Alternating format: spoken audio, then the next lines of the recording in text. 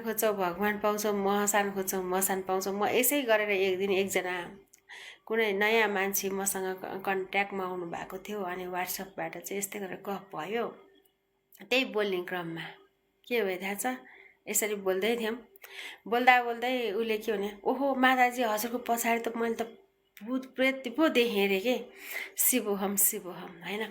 अनि उसले त्यसो भन्यो मलाई। अनि मैले भने नि तिमीले जब तिमी भूत प्रेत मसान खेलाउँछौ भने तिमीले कहाँ भगवान देख्छौ त होइन। तिमीले त उहाँ त भोलेनाथको छ नि, भोलेनाथको त उनीहरू त गण हो नि त, तिमीले खोजी गर्यौ त्यही देख्यौ होइन।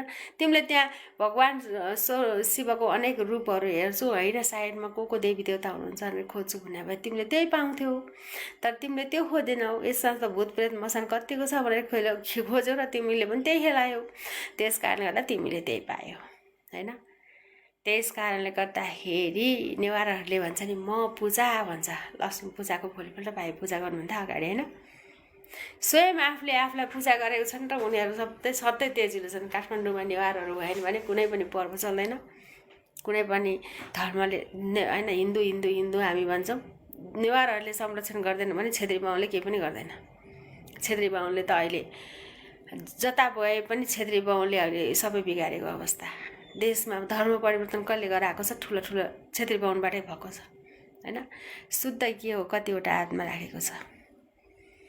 अब त्यो त मलाई के भन्ने, शुद्ध तिम्रो पवित्र मनै शुद्ध हो। तिमीले केलाई शुद्ध भन्छौ? जललाई शुद्ध भन्यो भने माछाले खाइदिएछ, फुललाई शुद्ध भन्यो भने भमराले चुस्दिएको छ होइन। अब तिमीले भन्छ नि, मैले भन्छु नि म त एउटा कस्तो हुन्छ भोलेनाथको बच्चा हो होइन। शुद्ध र पवित्रता भनेको मेरो आफ्नो आत्मामा मात्रै हो, आत्मालाई भन्छु त्यति नै हो। तिम्रो मनमा चाहिँ नि कुनै कसैमाथि छलकपट नभएको रहेछ भने तिम्रो भावलाई शुद्ध मानिन्छ, त्यही भावलाई नै पूजा गरिन्छ र त्यही भावले नै तिमीलाई बदल्छ र जिउन सिकाउँछ। त्यही नै हो शुद्ध र पवित्रता। केलाई शुद्ध भन्छौ? यो धरतीमा शुद्ध भनेको आफूले आफूलाई नै नियन्त्रणमा राख्नु हो र तिम्रो आफ्नो हृदयलाई सफा गरेर राख्यो भने त्यहाँ पवित्र घर हुन्छ, त्यहाँ नै भगवान बास हुन्छ र काहीँ पनि